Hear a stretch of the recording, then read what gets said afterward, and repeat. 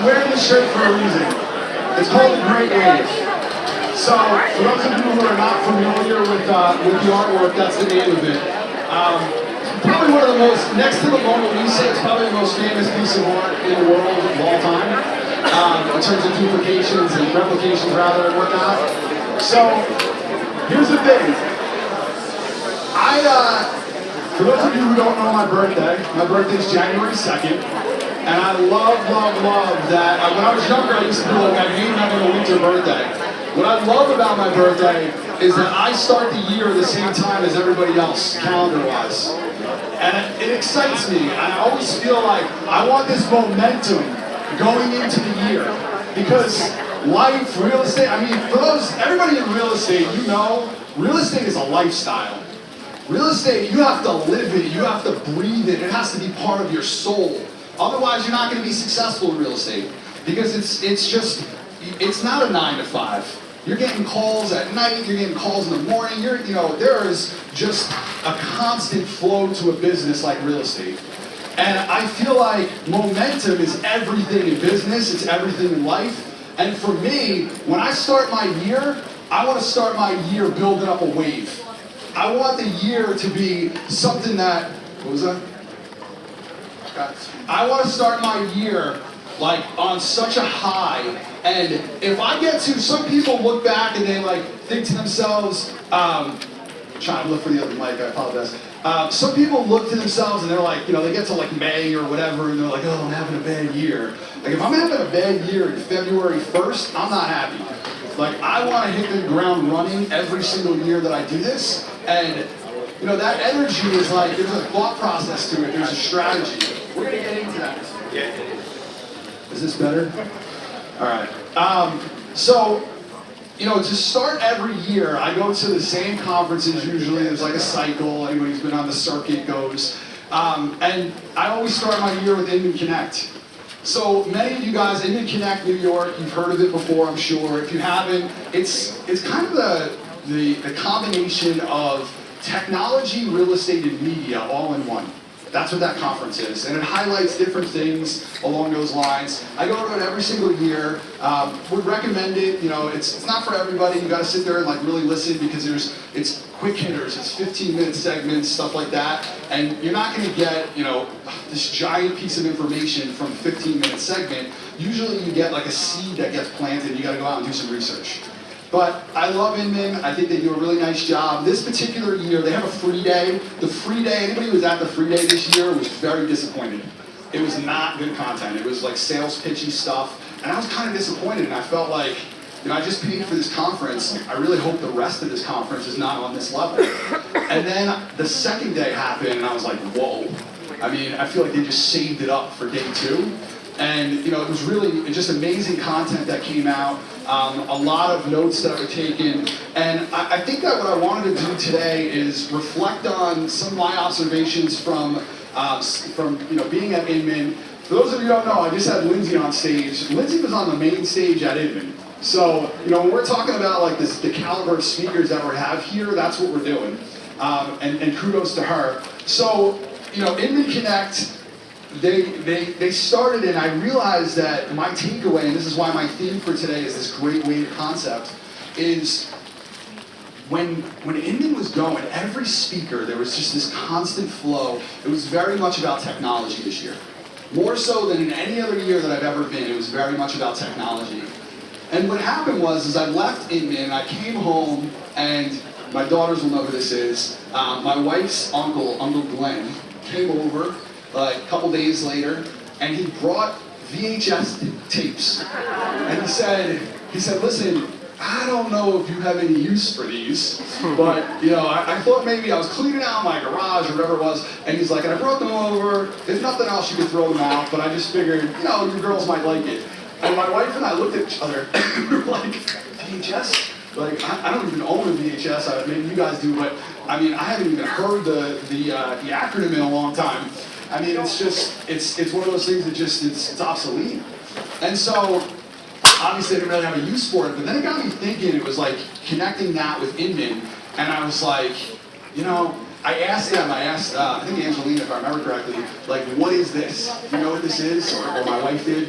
And she was like, is that something you put a DVD in? And we were like, well, not quite, but you're on the right track.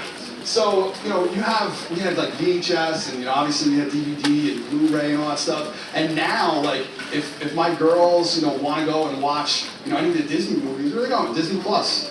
Like, that's where they go. Like, there's no like individual, I'm buying this movie like that. I mean, some people do still, but for the most part, that's not how it does. We do it through streaming.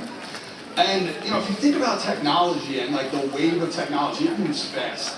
So I was thinking about in my lifetime, I just turned 41, and, you know, I was thinking in my lifetime, like, what happened? And, you know, for starters, the first thing, like, we talk about streaming, and I'm just going to give you some examples of this. You know, we have all of these different, you know, content is like at an all-time high. You know, you could literally just sit on your couch, be 400 pounds, eat potato chips all day, and like you will have the time of your life with streaming. Like, it's just, it's endless. It's endless. And then, you know, you think about like when I was in high school, maybe a junior in high school, sophomore in high school, somewhere in that range. I remember I used to go to basketball practice or football practice, and I would go to the payphone, and I would call my parents collect to come pick me up and be like, pick me up quickly, like, you know, I'm ready. And it was like, so I didn't have to use the quarter. And now it's like, it went from that to like, we're talking about pagers, and then, you know, flip phones, and, you know, now you have a computer in your pocket. Like, technology moves quickly. So, you know, then, well, I remember when I was younger, the first computer that I ever saw was this. Like, it was, you know, a PS63 in Ozone Park, Queens. And I remember they had like a little green turtle that like used to like poop out letters. And it was like, you know, it would move along and there would be a letter, and that was the cursor. And I mean, nowadays, like, you can fit like a laptop, it's like a piece of paper. I mean, if you think about where we've come with this. This was storage. Like, computer storage was this. We don't even have anything physical for computer storage these days. You go to the cloud. Like, the world is different. It's very different. You know, the internet came out, you know, in my lifetime, and most of your lifetime, all of our lifetimes, with little exceptions. But, you know, I think the internet, the game changer that the internet was, and then for those of you who are like early in terms of like, I'm going to call it social media for lack of a way of better saying it, like AIM. Like, you know, you had an AIM, like, you know, profile, and you go and speak on there in chat rooms and whatnot. And then that turned into social media as we know it, which is, you know, a completely different world than it once was. And we're seeing so many advancements in that even. And now, like, you know, back, you know, when we were younger, you jump in a taxi cab, and you know how much, you know, how expensive a taxi medallion was? Like, the prices of taxi medallions plummeted. Why? Uber. And I think about it like, if you were to told me when I was like, you know, 10 to 15 years old, you're going to call a random stranger and you're going to get in their car. Like, your parents would be horrified. We do that Like, your parents would be horrified. We do that every day. Like, it's just changed the world that we live in. Tesla and all the electric cars that are out there. CRISPR, we could like, they know the genetic code for DNA. They could literally like do like gene splicing, and they're going after trying to figure out diseases and cures for diseases. Like, keep it going, and you know, you have Amazon. Who here, like, you could literally sit there at home, click a button, and get anything you want in the world delivered to you in like 24 hours. I mean, it's just unbelievable what's happened. Blockchain. I mean, we haven't even seen like the you know, we're barely skinning the surface of what blockchain is going to do, especially in real estate, title business, and everything else. Like Bitcoin and all of what's going on with you know, cryptocurrency. There's so many things that are swirling in terms of technology, which brings me back to Inman. At Inman, there was a consistent theme that kept being said over and over and over again. That was like, it kind of just like blew my mind in regards to, you know, this concept was like, whoa. And the concept was very simple. All of those technologies, every technology that we've ever had in our entire lives, the internet, the computer, the this, the that, all of them are not going to be as powerful as AI. Think about that. That's a statement. they're saying that all these brilliant minds, and collectively it's like an echo chamber where you just keep hearing the same thing over and over again. AI is going to change our world more than the computer, than the cell phone in your pocket, than all of these things that we touch.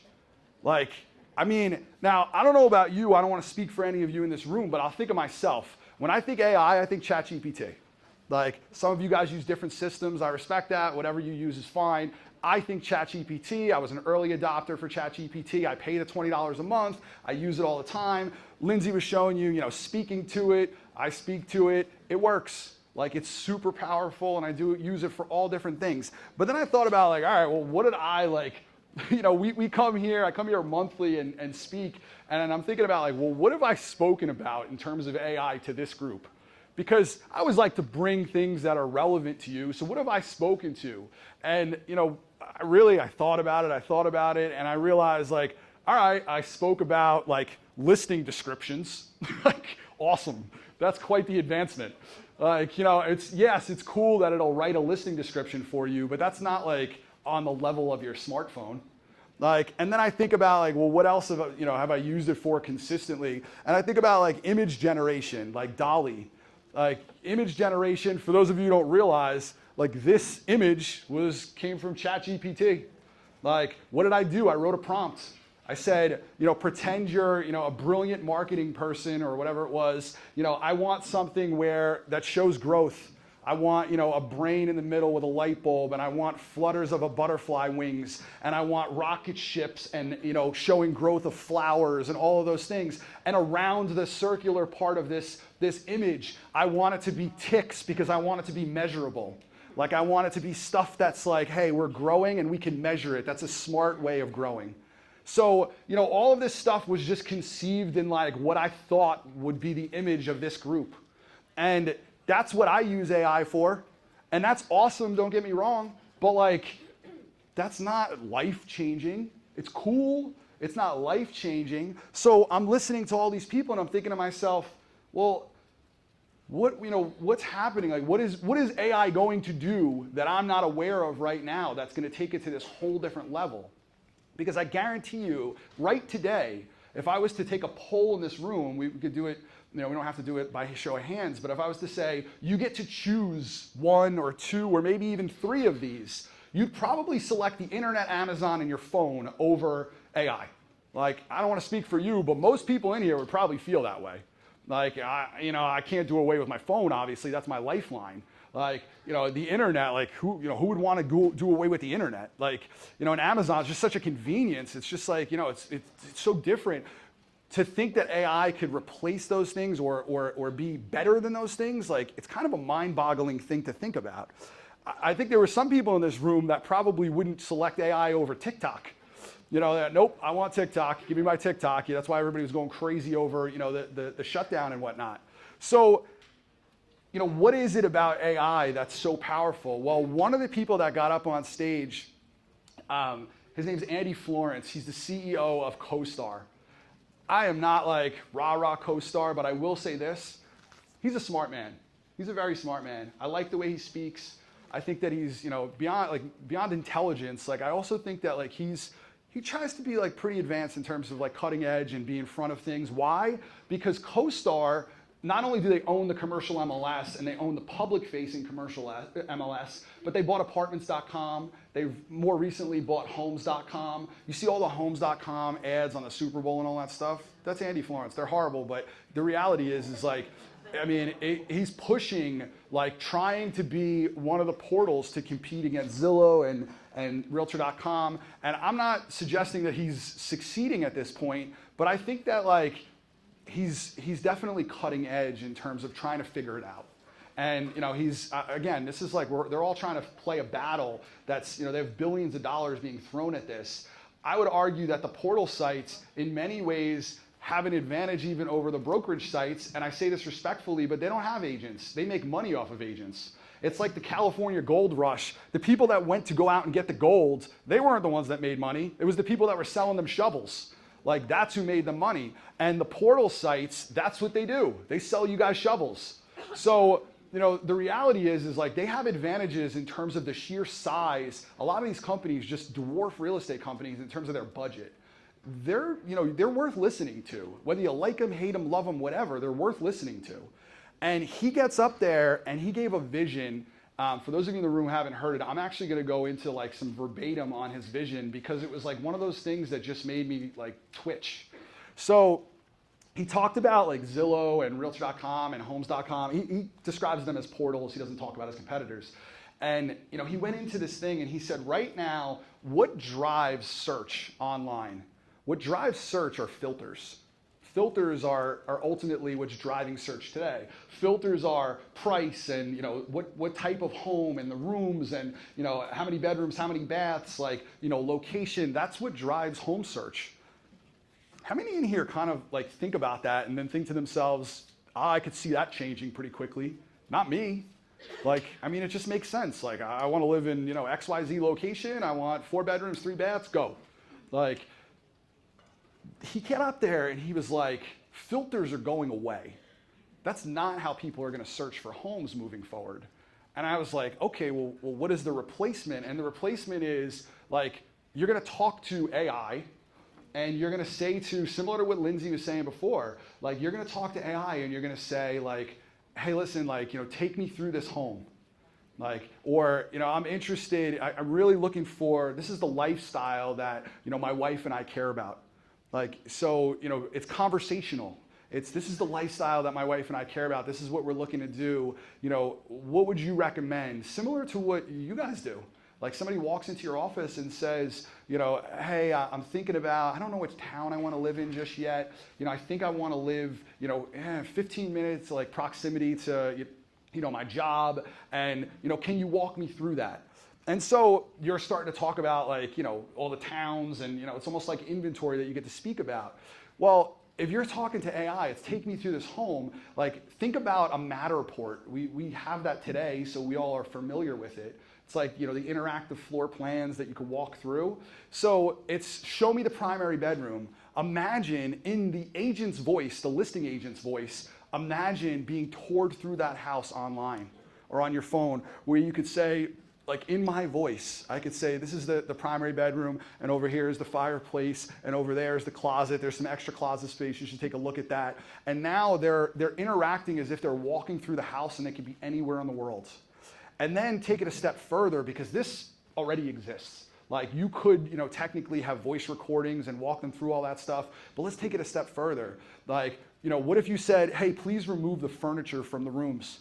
What size TV can fit on the wall? Well, AI is all knowing. Like, it has all this knowledge, like it has the dimensions of the room. AI could easily just pull all the furniture out of the room and could say like, okay, a TV, a 60-inch television could go on that wall. I mean, you guys would be with your smartphone trying to measure, like, and that's if you're really advanced. Some people are like, I don't know. Like, I mean, that's the reality of it. This wall is 12 feet long, go figure. Like, I mean, instantly they could get that information conversationally. And then take it a step further and you say like, this information, this is just so you understand it, the information doesn't just pull from the portals, it pulls from every comparative sale, every economic indicator, all of the information on all the portals and the web. All of it instantly. It's at the tip of their fingers instantly. What are the private schools within 10 minutes? Boom, you got an answer. It's all conversational back and forth. And I'm going to read you this next thing. This is verbatim. I literally wrote this down. These are his words. Buyers will have a virtual all-knowing agent that remembers perfectly every transaction that has ever happened, will know everything about every house, will remember everything you said during a transaction, and will be able to serve up specific information to tour you through things. Whoa. Whoa. I mean, I love all of you guys. You could be the best in the world at what you do. You don't know more than AI. You don't. You're never going to know more than AI. And it's only going to get worse and worse and worse and worse and worse. Or better and better, depending on how you look at it. It depends if you lean in or not. It's all knowing because it takes from every source out there. It knows everything from every piece of information all time is on the web, essentially. Like, what it doesn't do is it doesn't have your personality. It's never going to be you. It's never going to get up in front of this room and talk like I talk. Like, so it doesn't mean that you're being replaced. It doesn't have the relationships that you have. But if you think for 1 second that you're gonna hide from this, you're wrong. You're not hiding from this. Because it's like when the internet came out, and when the internet came out, and us as agents, we had our MLS books, and we were like, come to our office, we're the gatekeepers of information. Like, no. I want to go online and I want to see what houses are available to me, and I want that information right now. You think that consumer behavior has gotten like more patient? Hell no. Like, they have the attention span of a tsetse fly. Like, they want their information yesterday, if not faster. So what do you think if you're like, I don't really like AI, it's not for me. Like, what are we talking about? Like, it's for you, it's for the whole freaking world. Like, every single person in here needs to understand that this is like coming, and it's a freight train coming your way if you don't pay attention to it.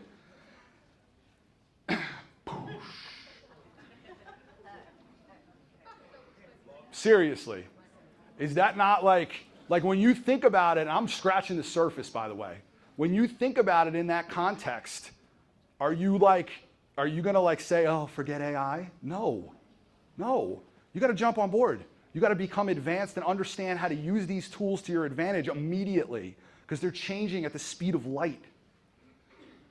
What is AI? Let's talk about this for a second, because I want you to understand about how quickly this is moving. Artificial narrow intelligence, designed to perform specific tasks. We have that today. Like, you could go on AI right now, you go on, ChatGPT, I'm gonna use that as my placeholder. You could go on ChatGPT and you could have them perform a specific task. I'm 41 years old. I plan to work for another 30 years. I put X number of dollars into my 401k every year at a rate of XYZ. How much will I have at the time of my retirement? I mean, good luck going out and figuring that out without, using ChatGPT. You want to sit there on a spreadsheet and figure that out when ChatGPT could spit that out for you in 4 seconds and be correct? I mean, think about like what we have like in our hands right now. And by the way, this is narrow intelligence. We haven't even gotten to the next stage, which is coming very quickly, by the way. The next stage is artificial general intelligence. It's that all-knowing being that we're talking about, that example that was given. So that's coming very quickly, and we're going to talk about how quickly in a second. And then the last stage is artificial superintelligence, smarter than humans. Whew, scary. This is like Jetson stuff. Terminator, maybe. Like, that's what we're talking about, but this is happening right now. We always talk about like having VAs and having personal assistants and all that other stuff. What do you think this is going to do for your world to have an all-knowing being that could do generalized information autonomously for free or for pennies on the dollar? Like, that's coming like in the immediate future. We're all worried about like, oh, I can't afford what these big agents could afford. I can't afford to have a personal assistant. I can't afford to have, a VA in the Philippines, or like I wouldn't even know where to start with that. Like, I don't know how to do that. AI is that. That's happening. So, for those people who need help and need support and all that stuff, like this is like right now stuff. And I'm going to tell you, like, I'm just going to use this as an example because to me, like, this is probably one of the most powerful things you could hear. The CEO of OpenAI, who's ChatGPT, just so you gotta understand, Sam Altman, is confident that his team knows how to build AGI. In a blog post, he followed up by explaining that by the end of 2025, we may see the first AGI agents joining the workforce. This revelation signals another year of fast progression ahead for AI. AGI, artificial general intelligence, will likely affect every facet of human life with from the economy to education. The end of 2025, this is the head of all of ChatGPT, OpenAI, is talking about this coming by the end of this year. You gotta pay attention. You have to pay attention. OpenAI's charter defines AGI as highly autonomous systems that outperform humans at most economically valuable work. It's scary, but like, you're not gonna hide from this. Like, I don't know if this is the first you've heard this, but when I'm sitting there and I'm at Inman and I'm listening to every single speaker say AI, AI, AI, life-changing, biggest advancement of our entire world, all time, blah, blah, blah, I'm like, okay, I haven't been paying enough attention. Like, it's time that I really dig into this. And so that's what I did. I started looking into some of this stuff and reading articles, and and I'm using AI. It's not like I'm not using it. Like, I'm using it, but it's not enough. It's understanding it on what's happening and what this is going to mean for all of you. What is it going to mean for our world? It's life-changing. And then this week, what happens? DeepSeek drops. For those of you who don't know what the hell I'm talking about, some of you don't, DeepSeek came out from China. It's the Chinese version of ChatGPT. Now, some of you are like, all right, okay, another version of ChatGPT. There's Claude, there's Copilot, there's all these million different versions, whatever. Like, no, not whatever. DeepSeek comes out, and the Chinese have figured out how to perform better than ChatGPT right now, and they did it for like 50 times less the cost. 50 times less. One of the biggest things with AI, one of the biggest problems that we're having with AI is energy. Like, there's not enough energy to energize these supercomputers around the world. So it's this like crazy race to try to buy up as much energy as you could possibly buy up. That's what Google and Meta and all these companies, they're doing. They're just like on this insane race to buy up energy. And why? Because they need that power in order to supply to these supercomputers. Well, the Chinese just came out with DeepSeek that uses a fraction of it. And what they're able to do is push it off to consumers for a fraction of the cost. And they went so far as to do open. It's open software, so you could see the code.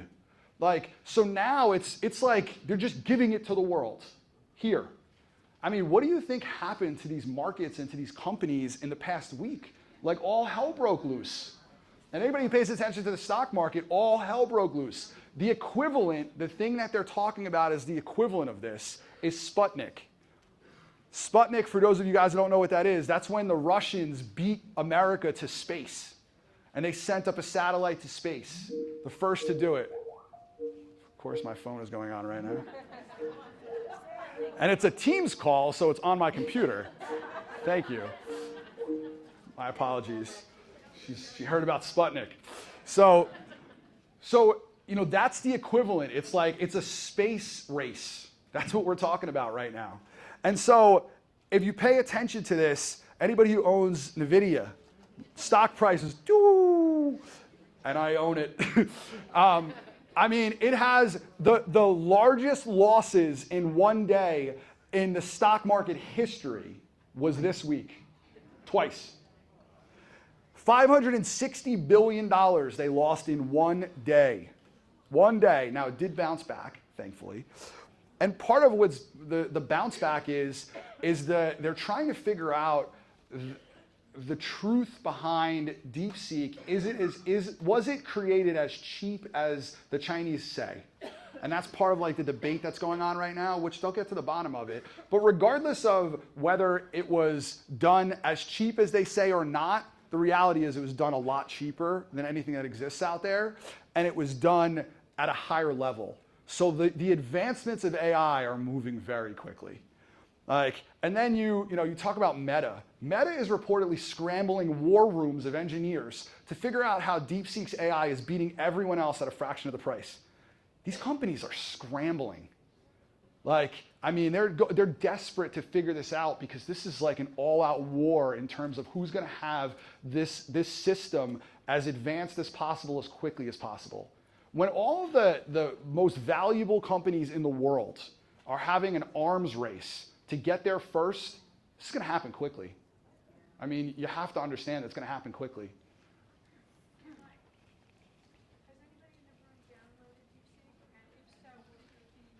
Has anybody downloaded DeepSeek yet? I'll be honest with you. I was nervous to download DeepSeek. I'm just being real. I don't trust the Chinese government. I just don't. I'm not trying to get political. I'm being honest. So for me, I did not. But Did you download it? No, but it says here an hour ago, Alibaba releases something that surpasses TC. There you go. An hour ago. Time out for a second as I adjust my belt because my pants are falling off. Alibaba, so she just said, I love that. This is like, I'll pay you later. So she said Alibaba just released a version of AI that's better than DeepSeek. Took half a week. See my point? Thank you for that. An hour ago. Okay. So unfortunately, I didn't get that alert. I'm sure my NVIDIA price just went further. So inside China, they're like celebrating big time. Social media is going crazy. Why? Because naturally, like this is a big deal. Like it's a big deal what's going on. And by the way, I'm not knocking the Chinese. I love the fact that they're in this race as well. I think it's a world race to try to build something that's better for all of humanity, and it's going to change us. It's going to change the way we service people. It's going to change the things that you have to do on a daily basis. One of the things that my wife and I had a debate on this, and I don't know who's right or wrong. I'm not trying to take sides here, but she hates AI. She's like, I don't want any part of it. And she's using it because she feels like she needs to learn. She's a teacher. But as a teacher, a lot of the education world hates it because they're like, my students aren't going to try to learn. They're just going to try to get this thing to do it for them. And so, which is a big deal right now. It's a problem. So, but the conversations went back and forth, and it's like, it's almost like we have to learn, similar to with search on the internet. Like, we have to learn how to coexist with some of these things and use it as a tool, not as a replacement. So I'm not worried about AI coming out and replacing any of the people in this room. Maybe some of you, if you don't catch on. But I just think that we have to realize that it's going to change things, and we got to stay in front of it. So this is not a strategy, plain and simple. This is not the strategy.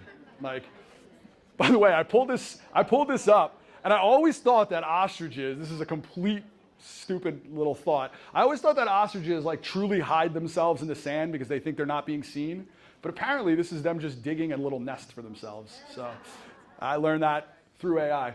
All right, so the next piece that I'm going to throw out there, I'm not going to belabor this point further, but I will say this, video, what they said on stage that was like, whoa, is people that do regular video content get 400 times more leads in real estate than people that don't.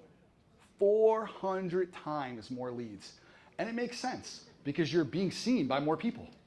So it's natural. Now, as intense as that is right now, I want you to think about this with AI.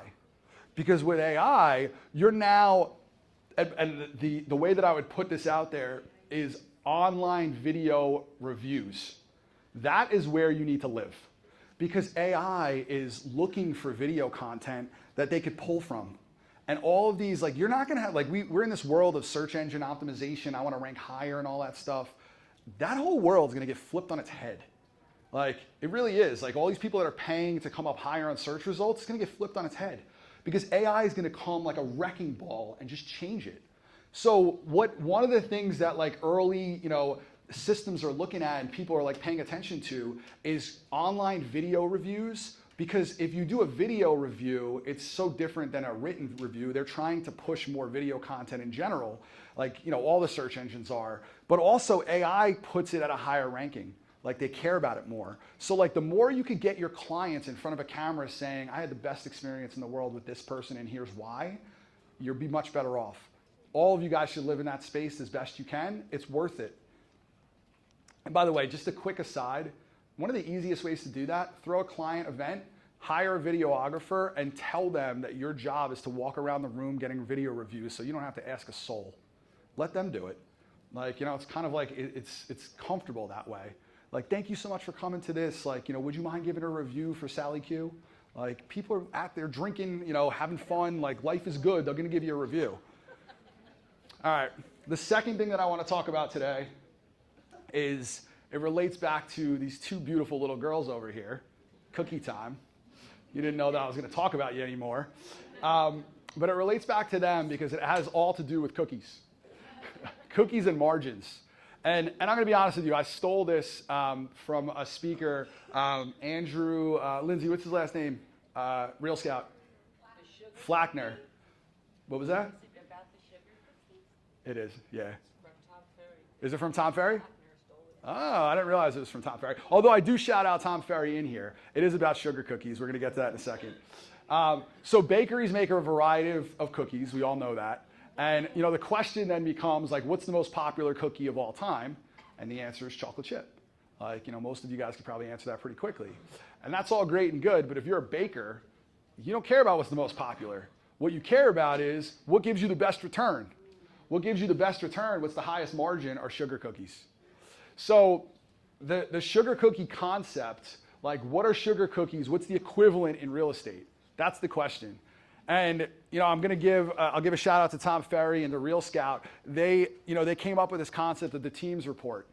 So they spoke about this on stage. The teams report is they go out and they interview all these top teams across the country, and they start to like ask them. I actually took the test, not the test, the survey, I should say. I took it myself because I just was curious what questions were being asked. It was intense. It's like 60 different questions or something like that. It's a lot of information. So I went through it, and in order to get the teams report, you have to go through that exercise, otherwise they won't give it to you. So I went through it and I did it and I got the teams report, and I'm going to start pulling some stuff from that. The point of this is I'm not pulling a tremendous amount of information from the teams report, but I am going to pull some stuff that they highlighted that I thought was noteworthy. So for starters, teams have 13 to 15 flavors of lead generation on average. These are the biggest teams around. So I realize some of you are like, I only have one. Like, I get it, but like these are big teams. What are they doing? It's typically 13 to 15 types of lead generation. How much do leads cost? The biggest percentage, like over 50%, said leads cost less than $1,000 a month, and it goes up to as high as over $100,000 a month. So some of these people are spending hundreds and millions of dollars, hundreds of thousands, millions of dollars on lead generation, and the question then becomes is first of all, this was a cool observation. The bigger the team, the more money spent. Also, the more that they were spending per transaction. So that was a takeaway. Like the bigger you get, a lot of times you would think that there's economies of scale where you're going to get your lead, expense down, but in many cases it's actually gone up. So we're going to talk about why that may be. The problem is they're trading small margins for top line growth. So they're saying like, I want to sell 1 million houses. I'm going to take a little bit of a lower margin. And we're not talking about commissions, so don't get it confused. We're talking more of like, hey, Zillow, I will buy all of your leads in this marketplace, and it's going to cost me more money for those leads, but I'm going to sell more houses, and therefore my top line revenue is going to be higher. That's the thought process. So that's the reason why that happens. So let's just pause here. This is not part of their presentation, but this is just my thoughts real quick. You have Zillow, you have New Jersey Realtors, Sales Award, you have sponsorship. I see tons and tons and tons of people that they immediately get some money and they want to run out to Zillow to spend money and get what they can get off of Zillow. And I see other people that are like so worried about Circle of Excellence award that all they care about is top line revenue. I got to win this award. I got to win this award, and sponsorship as well. So I'm going to give you a couple of examples that I've seen far too often. I watch people spend boatloads of money on Zillow and not even track their ROI. They don't even think about it. Like, some people do an awesome job with that. A lot of people are like, I know that if I buy Zillow ads, I'm going to win. And like, that's not true. Like, maybe you're great at that lead conversion, maybe you're not. I have Jill Biggs here. Jill is she leads the number 2 team in the country. Congratulations to you, by the way. It's freaking awesome. Like, Jill is going to be speaking at our session next month. And one of the things we talked about is just online lead conversion. Like, and she's got obviously a whole system for it and everything else, but I guarantee you, the people in this room aren't scratching the surface in terms of lead conversion and the systems that Jill has. And I know a lot of that was trial and error and learning over time and innovating and whatnot. So it's a lot of work. But the truth is like, yeah, you could pay somebody to send you leads, but like, what's the return on those leads? Is it a good return? Is it a bad return? Like the same thing with New Jersey realtors. I've had idiotic agents that I've seen that have been like, I have a big team, I need to support my team. I'm gonna take a listing side commission of nothing, literally nothing, because I need them to have open houses. And I wanna win platinum, Circle of Excellence. And I'm like, you're destroying our industry and you're an idiot. Like, that's the truth of it. But that happens. Like, people do that. Sometimes you lose and you're thinking to yourself, how the hell did I lose? And it's like you lost because the idiot on the other side of the transaction doesn't know what they're doing. Like, they just care about some of these things, the top line revenue, from what do you call it, an ego perspective. Like sponsorships. How many people go out and buy sponsorships? I see this, again, far too often. I have an agent come into my office and they say, you won't believe it. They came to me for the XYZ PTA, event, and they're gonna let me be the headline sponsor. It only cost me $5,000 and my name's gonna be like really large on the banner. I'm like, awesome. Like, it's a terrible strategy. Like, I mean, you could spend a lot of money and you could get your name in lights, but like, what is the return on that? Like, we have to be thinking of this like a business. So when I look at like this teams report, like what is the sugar cookie in real estate? The sugar cookie is something that every single person in here has. All of you, every one of you has it. Sphere of influence. You make more money off a sphere of influence than you do off of any single type of lead source that you have in the whole arsenal of lead source. That's it. Now the question is, what are you doing to tap into your sphere? What are you doing to reach out to the people that you know, to build your network, to grow that? What does that look like? Is there a strategy there? Are you just showing up and hoping that it falls out of the sky onto your lap? You're waiting for AI to fix it. So most teams are underinvested in lead nurture. This is how teams would describe their lead nurture system. About 40% would say advanced, 5% would say non-existent, basic would be like 55%. I'm not going to embarrass anybody in here, but there are a lot of people in here that do nothing for nurturing their sphere of influence. And I could tell you because I recruit more than any single person that I know. And the reality is I sit down with agents from every company all over the place. And when I sit and talk to them about, like, tell me about your systems. What are you doing to build your business and all of that? I get really bad answers. I get, I do this really well, but it's usually very rarely do I work my CRM and database and call them regularly and send to them regularly and I'm on top of it. And that is not the way that most people respond. So take it a step further, here's the hidden cost. They did a study, it's a 12-month study. They took 8 agents that had 500,000 contacts in their CRM. They took 8 of them, and they said 93% of the agent's sphere of influence contacts sell with a competitor due to inconsistent follow-up and disengaged databases. I mean, that's a big study, first of all. And the truth of it is the people that are not buying and selling with you, these are big teams, clearly. They're 500,000 plus contacts. You're not keeping in touch with these people properly. That was the takeaway. And so to take it one step further,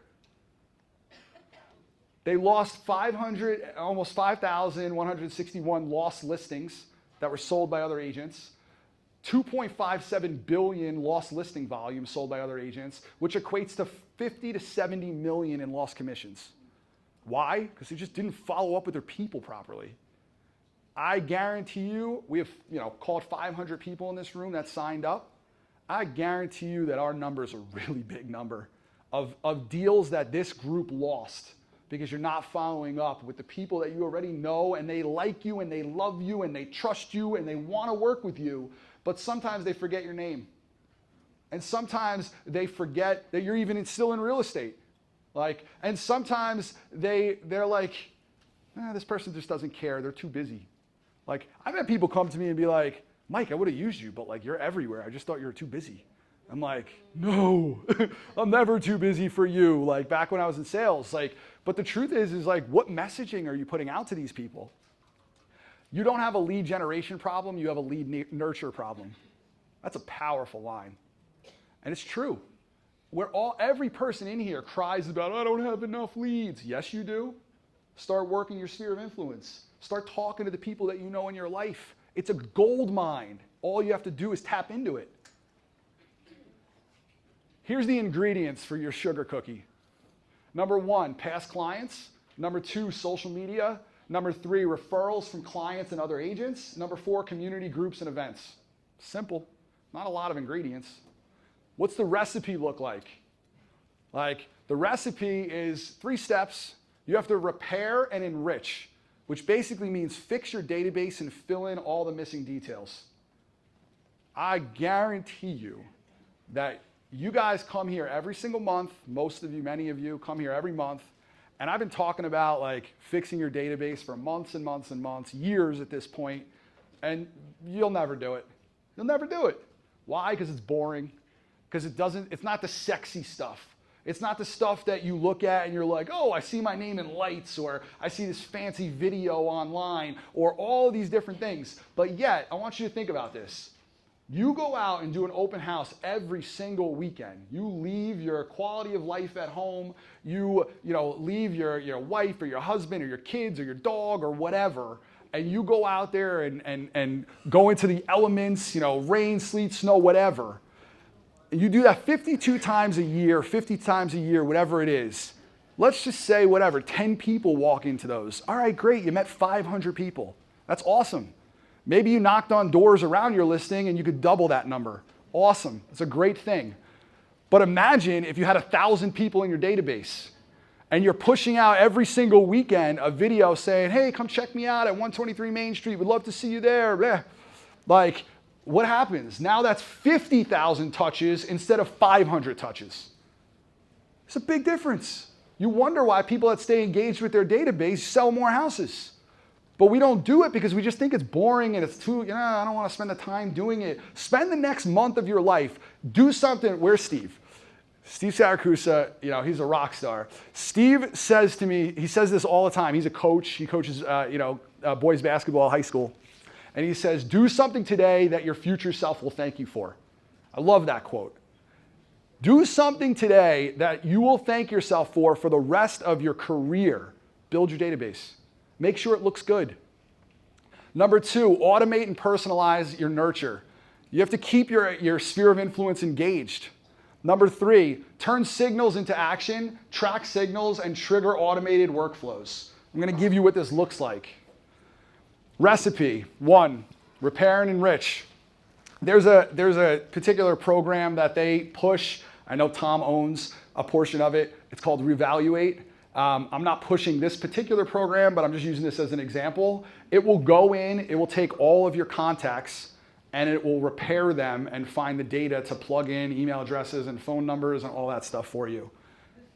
This is an app, Reevaluate? Reevaluate is like a program that you could pay for. Okay? So if you want to have kind of skip ahead and not do it yourself, this is one thing you could use. It's not very expensive.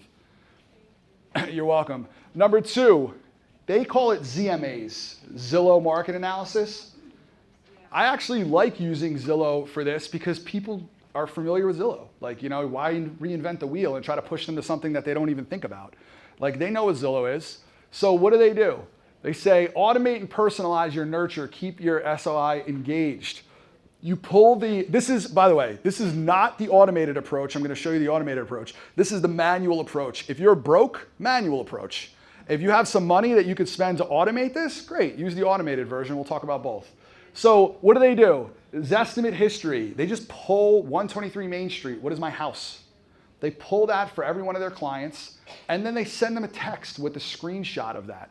And they say, text number 1, hi, Sally, you're going to love this. I was on Zillow earlier today checking out your home. Since you bought this house in 2020, Zillow estimates your home's value has increased by $300,000. Here's your Zestimate. What do you think? I have my opinion, but I'd love to hear your thoughts. It's the easiest text in the whole wide world to send. If you went through everybody that you know in your life on a manual basis and just did this, first of all, it'll take you you're copying and pasting essentially.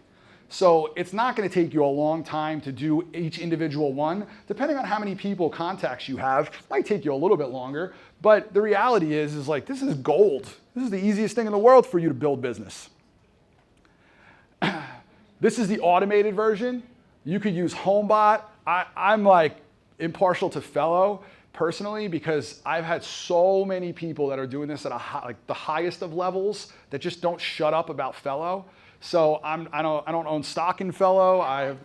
You like Fellow? Yeah. So Jill uses it. Fellow works. Like it's basically personalized and automated. It's sending them their home information. It's trying to engage them. Like that's a system that I would strongly recommend if you haven't looked into. It's not very expensive. What is it called? Fellow, Fello. All you have to do is have it work once. Literally, beginning of the year, it got me a $2.5 million list. Hold on one second. Give her a mic. I love it. Shut this guy up. It pays for itself. All you need is for somebody. It's going in the part of your database, whatever you choose to upload, and if that person that you forgot and hadn't called like reacts, it triggers like a hand raise, and then you go after them. And even though you had them before, so you might say they were in my database, you never called them, you didn't do anything with them, and I got a $2.5 million listing from somebody I never would have called again. So it definitely pays. Thank you very much. By the way, can I give you credit real quick? I want you to realize this. What is your volume? Do you know? 500, maybe 500 million this year? $500 million was her volume this year. First of all, that's freaking awesome. But that's not even the part that I want to talk about. The part that I want to talk about is her and her team did $500 million this year, and she's sitting front row taking notes. That's why she did $500 million this year. Kudos to you, seriously. I have Yeah, please. one thing to say. I used to sit there and go home and try to change my entire business. I will have listened to them, and there's been a lot of great things, and I will choose 3 and have sent them back so that they're there. Because if you try to do more than that, nothing ever gets completed. Yeah. Yeah, we talk about this all the time. Like, make a list, prioritize your list, put them in 1, 2, 3, 4, 5, whatever order. Start at 1 and don't go to number 2 until 1 is done. Simple strategy. All right, so selling this is just like signals that notify you somebody wants to, do something. It's pretty simple. Home value request. They want to know how much their house is worth. Frequent views on a home value dashboard. If you don't have them set up in a system, how the hell do you know if they're looking at something? You got to pay attention to this. Number 3, selling questions or inquiries. I'm thinking about selling, we don't know. Those are signals. When they signify that they actually want to do something, you should take some action on it. Like, so the easy action is, they say they want more, like, in terms of their home value. Set them up on a CMA, or CRM. Real Scout, HomeBot, whatever you're using, Fellow, like put them on a smart list for follow-up. Put them on a seller nurture campaign. Pay attention to them. Give them some love. Like, I know it seems like a lot sometimes, but like we're talking about selling millions of dollars worth of real estate. It's worth it. Like, our average sales price has skyrocketed in the past year. Like, past 2 years, 3 years, it's like up 50%, 47%, something like that. It's worth leaning into this. So the third thing and the final thing that I'm going to talk about, it's not really Inman based, I'll be honest with you, but I want to run you through something, and you could shout this out if you know. Anybody knows what this thing is? It's not a Ferrari. Give me another guess. Lamborghini. Does anybody know what the first Lamborghini looked like?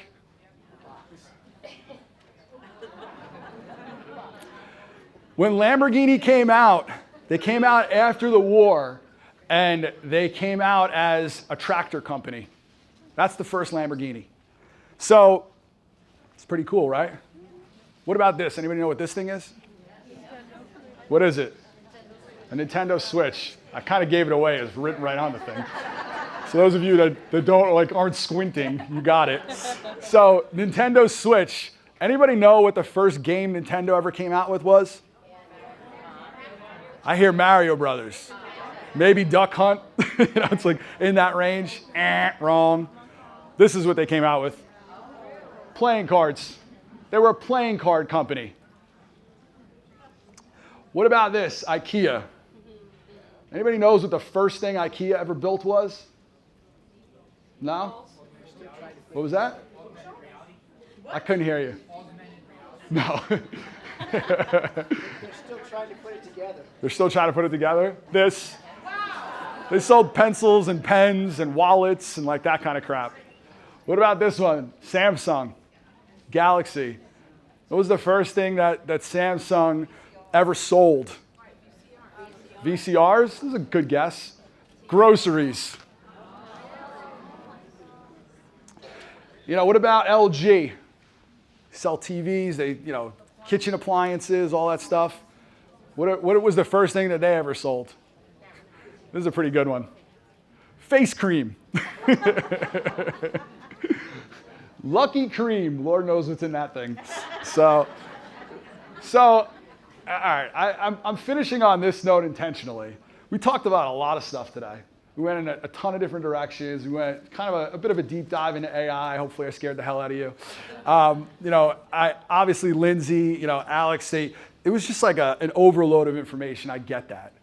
But if you learn anything from all of these different companies, the reality is nobody knows what they're doing when they start.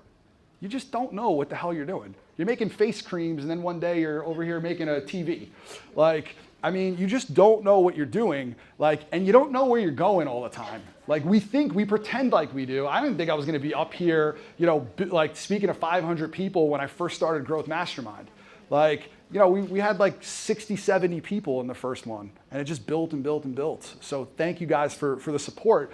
But the successful people, they try new things. They just never stop. You just keep going and try new things. If there's anything that you walk away from today, I really hope that you walk away with this idea that waves build.